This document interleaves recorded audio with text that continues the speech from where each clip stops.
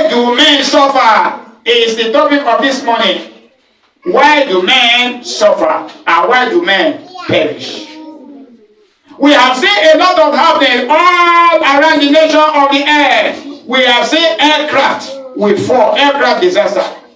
In year 2022, 170 people, they perished in an air mishap that was in Iran. It was a historic and an historic event.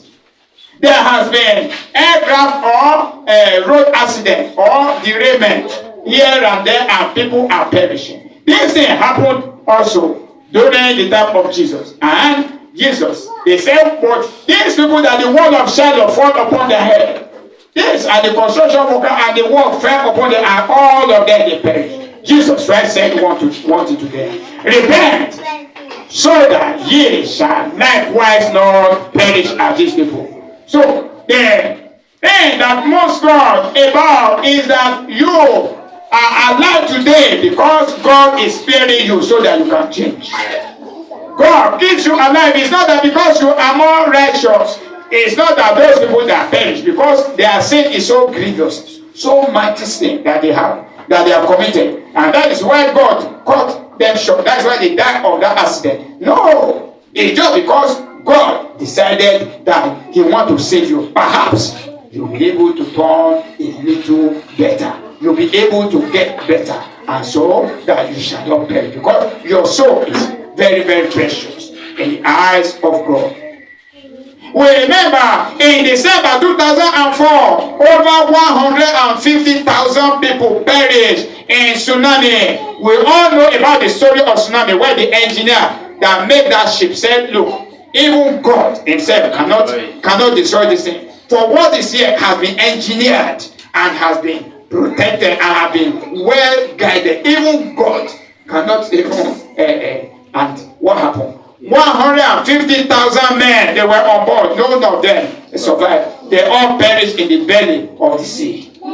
So repent, so that ye also shall not likewise perish as any one of these. Repentance in the beginning of any meaningful relationship with God.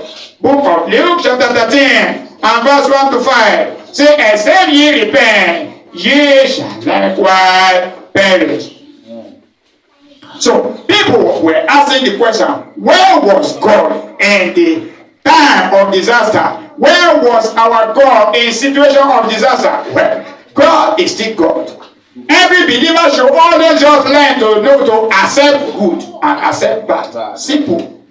Every believer should all just only learn to accept good and accept bad. Job said, can a man continue to receive his good from God and not receive bad one day?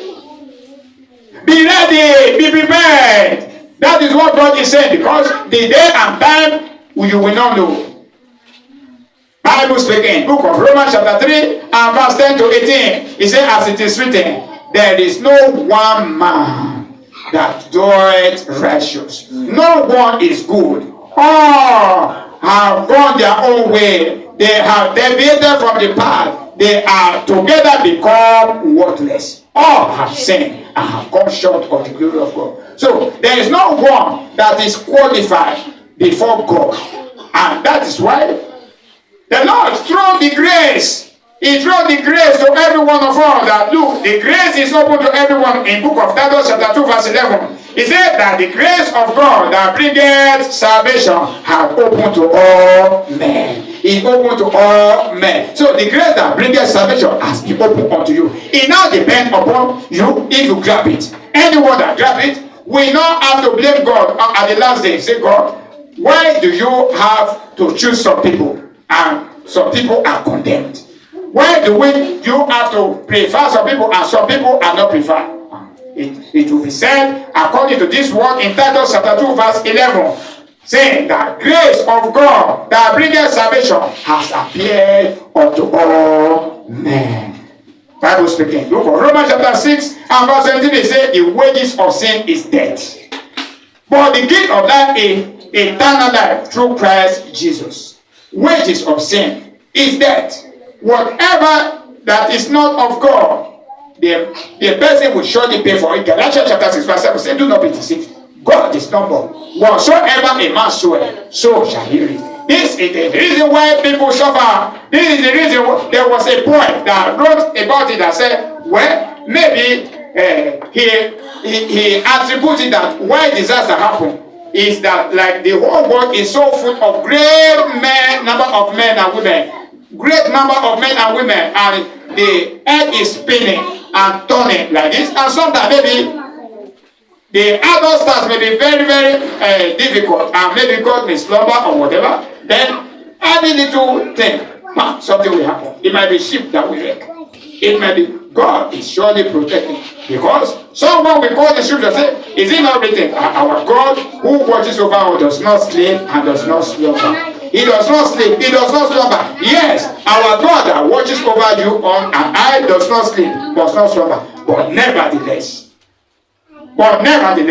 he called every man to repentance. In book of Acts chapter 17 and verse 30. Acts chapter 17 and verse 30. The time of ignorance God has winked at, but now he commanded all men everywhere to repent. He commanded all men everywhere to repent. The truth is that no man can live the second time without being repented. Every man on earth shall perish.